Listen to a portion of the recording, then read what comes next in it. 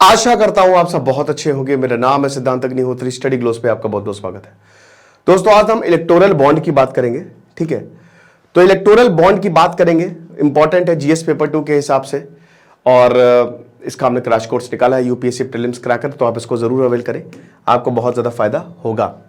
तो electoral bond क्या है? 2019-2024 के बीच में जो भी इलेक्टोरल बॉन्ड खरीदे गए, कोर्ट ने कहा, सुप्रीम कोर्ट ने कहा कि आपको यह डिक्लेयर करना है कि कितने आपने बॉन्ड खरीदे, कितने के आपने बॉन्ड खरीदे, आपने किसको बॉन्ड दिए, हालांकि किस पार्टी को बॉन्ड दिए यह क्लियर नहीं हो पाया है। देखिए, इलेक्टोरल बॉन्ड एक तरीके से चंदा है, जो आप पॉलिटिकल पार्टीज को चंदा देते हो, यह वो स्कीम है, तो चंदा देने वाली स्कीम है। लेकिन इसमें यह ट्रांसपेरेंसी नहीं कि किसने कितने के बॉन्ड दिए। अब सबको लग रहा था अंबानी अडानी, बट वो तो लिस्ट में है ही नहीं, लिस्ट में तो कोई और ही है। तो ये बड़ी सवाल खड़े करता है। अब इलेक्टोरल बॉन्ड पे मैंने बहुत सारे लेक्चर लिए हैं। कट ऑफ डेट आज की थी 15 मार्च की, कि जो जितने भी जो इलेक्शन कमीशन है वो अपनी वेबसाइट पे ये डाल दे कि इलेक्टोरल बॉन्ड जो है वो किसने खरीदे हैं और किस पार्टी को नहीं, मतलब कितने ज्यादा इलेक्टोरल बॉन्ड भुनाए गए हैं। 22,000, आपको बता दूं कि 22,217 बॉन्ड जो है वो खरीदे गए हैं और 22,030 बॉन्ड जो है वो भुना लिए गए, यानी कि 187 बॉन्ड जो है वो बस नहीं भुनाए गए हैं, बाकी सारे के सारे बॉन्ड जो हैं वो भुना लिए गए हैं। और अच्छा खासा पैसा बीजेपी, सबसे ज्यादा पैसा बीजेपी को मिला है। उसके बाद टीएमसी। अब ये मुझे बताने की जरूरत तो है नहीं कि भाई ऐसा होता है ना कि जब इलेक्शन होते हैं तो ये बॉन्ड ज्यादा बिकेंगे, चंदा ज्यादा, क्योंकि ज्यादातर इंडस्ट्रीज जो है वो इन सबको जो है वो चंदा देती है। तो 2019 से लेकर 2024 तक, ये 5 सालों तक जो 5 टॉप 5 जो शुरुआत के 5 है, उनमें से 3 के ऊपर या तो ईडी या फिर इनकम टैक्स डिपार्टमेंट ने रेड मारी है। देखिए, इलेक्टोरल बॉन्ड पे अभी से पहले मैंने लेक्चर लिया था, तो वो आप लेक्चर जरूर देखिएगा। तो ये बड़ी चिंता की बात है। तो नंबर 1 परचेजर कौन है? नंबर 1 परचेजर है इसमें फ्यूचर गेमिंग और hotels private limited, Santiago Martin इसको चलाते हैं। इनके ऊपर 2019 में ईडी ने कार्रवाई शुरू की थी। 2008 से लेकर 2008 में इनके ऊपर यह आरोप लगा था कि इन्होंने बहुत जबरदस्त घपला किया, मनी लॉन्ड्रिंग के इनके ऊपर आरोप लगा था और 910 करोड़ का घपला सामने आया था, ऐसा ईडी ने बताया। अब ईडी ने मनी लॉन्ड्रिंग प्रोब जो है इनके ऊपर शुरू की पीएमएलए एक्ट के तहत। तब इन्होंने लगभग 250 करोड़ की प्रॉपर्टी अटैच की थी।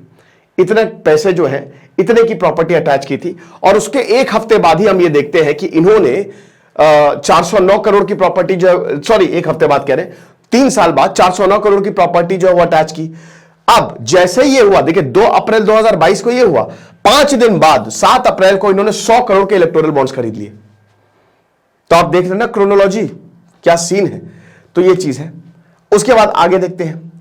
ईडी ने, देखिए ईडी ने इन्वेस्टिगेशन जारी रखा। अब इसका यह मतलब नहीं है, इलेक्टोरल बॉन्ड खरीदने का मतलब ये है कि मतलब आपने लॉयल्टी खरीद लिया, ऐसा तो है नहीं भाई। देखो, अब जांच चल रही है, वो तो आपके ऊपर है, खरीदो ना खरीदो।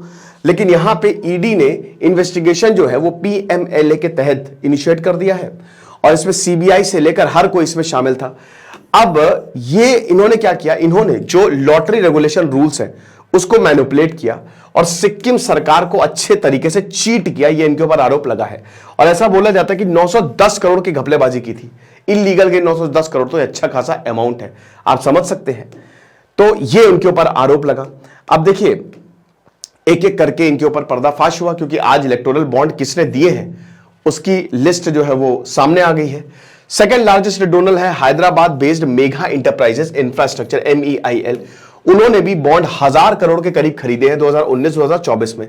अब कृष्णा रेड्डी, आपको बता दूं कि जो बीआरएस है उसको भी जबरदस्त फंडिंग मिली है, ठीक है ना। मतलब इलेक्टोरल बॉन्ड, जैसे पहले तो बीजेपी, टीएमसी, कांग्रेस और बीआरएस, तो मुझे वही बताने की जरूरत नहीं कि जब चुनाव आते हैं तो इलेक्टोरल बॉन्ड का जो सेल है वो एकदम से बढ़ जाती है, राइट। तो ये चीज है। अब इसमें mega engineering, it is involve in marquee projects, जो तेलंगाना सरकार के प्रोजेक्ट्स हैं। वही बात है कि देखिए, कुछ को प्रोजेक्ट्स दिए गए, जैसे यहीं पे अगर आप देखो मेगा इंटरप्राइजेस को, इनको प्रोजेक्ट्स मिले हैं, ऐसा नहीं है। तो इलेक्टोरल बॉन्ड लिया, पैसा दिया, प्रोजेक्ट्स मिले, तो बहुत लोग ये बोलेंगे कि भाई देख सकते हो क्या हो रहा है। It is also building the Zoji La tunnel और पोलावरम डैम भी इसी कंपनी को ही वो प्रोजेक्ट जो है वो दिए गए हैं। तो फ्यूचर गेमिंग होटल्स देख सकते हैं 1368 करोड़। अब इनका लॉटरी का बिजनेस है, ठीक है, हेडक्वार्टर इनका कोयम्बटूर है। Mega engineering infrastructure 966 crore, dams बनाती है, तेलंगाना में है ये। Quick supply chain 410 crore, logistic है इनका, 2010 में स्टैब्लिश हुए थे। हल्दिया एनर्जी है बंगाल में, आपको बता दूं कि 377 करोड़, ठीक है। तो इसीलिए किसी पॉलिटिकल पार्टी की बात नहीं कर रहा हूं, आप समझ जाइए वे, और किसी भी पॉलिटिकल पार्टी का ट्वीट नहीं है इस पे। कोई भी पॉलिटिकल पार्टी ऐसे तो आरोप प्रत्यारोप लगातार करते रहते हैं, लेकिन अब सब शांत है, सन्नाटा है। वेदांता लिमिटेड 376 करोड़, जो कि माइनिंग, ये तो सभी को ही पता है। SL mining industries 225 crore, iron और western UP transmission 220 crore, Bharti Airtel 198 crore, Keventer food park 195 crore, MKJ enterprises 192 crore.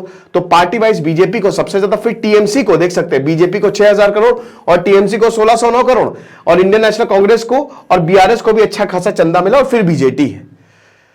तो सबको तगड़े पैसे जो है यहां पे इलेक्टोरल बॉन्ड्स के थ्रू मिले हैं। बट ये अभी बहुत जल्द ये भी सामने आ जाएगा कि इस पार्टी के नाम पे ये जो इलेक्टोरल बॉन्ड है वो इशू हुए।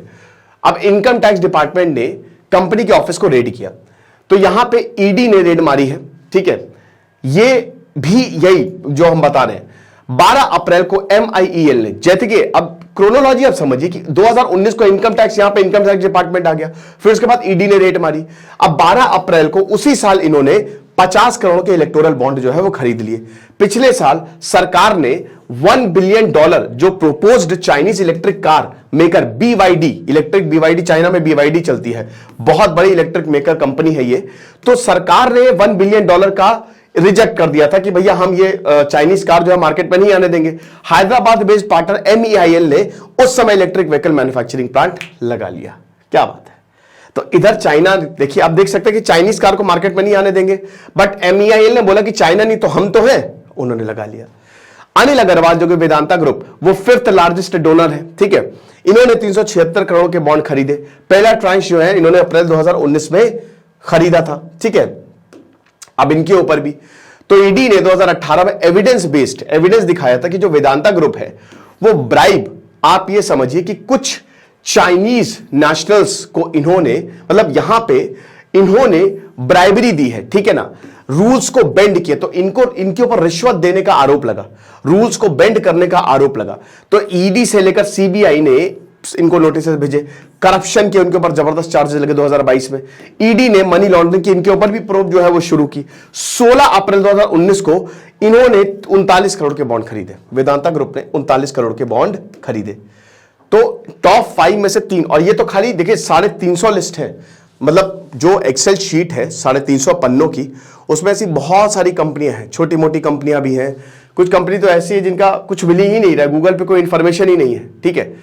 अगले 4 साल भाई पैंडेमिक आ गया, नवंबर 2023 तक इन्होंने 337 करोड़ तक के बॉन्ड खरीदे, तो क्यूमुलेटिव वैल्यू कितनी होगी, 376 करोड़। जिंदल स्टील पावर की बात करते हैं, ये भी टॉप 15 डोनर्स में से हैं, इन्होंने 123 करोड़ जो है वो दिए हैं थ्रू बॉन्ड्स। कंपनी ने अगेन, जैसे ईडी हो गया, इसमें भी जो कोल ब्लॉक एलोकेशन, इस पे भी इनका नाम सामने आया था, इस घपले में भी, तो ईडी ने इनके प्रेमाइसेस को रेड किया था, फॉरेक्स वायलेशन का इनका नाम सामने आया था। और यहां पे हम देख रहे हैं कि इन्होंने भी अच्छे खासे बॉन्ड खरीदे। पहला ट्रांच इन्होंने 2019-2024 7 अक्टूबर 2022 को पहला इन्होंने बॉन्ड जो है वो खरीदा था। साथ ही साथ जो ऋत्विक प्रोजेक्ट्स प्राइवेट लिमिटेड है, उन्होंने भी 45 करोड़ के बॉन्ड खरीदे। ऋत्विक प्रोजेक्ट्स जो है वो पॉलिटिशियन सीएम रमेश की है। साथ ही साथ यहां 2018 में इनकम टैक्स ने इनके ऑफिस को भी रेड किया था। ओके, आईटी डिपार्टमेंट ने कहा था कि कंपनी ने 100 करोड़ के करीब घपला किया है, और उसके बाद इन्होंने भी 45 करोड़ के करीब बॉन्ड खरीदे। और बिंदु फार्मा में आ जाओ, जो कि अगेन दिल्ली लिकर केस में अभियुक्त 49 करोड़ का इन्होंने डोनेशन दिया था। इसी दौरान इन्होंने, ईडी ने कंपनी के डायरेक्टर पी शरत रेड्डी को नवंबर 2022 में गिरफ्तार किया।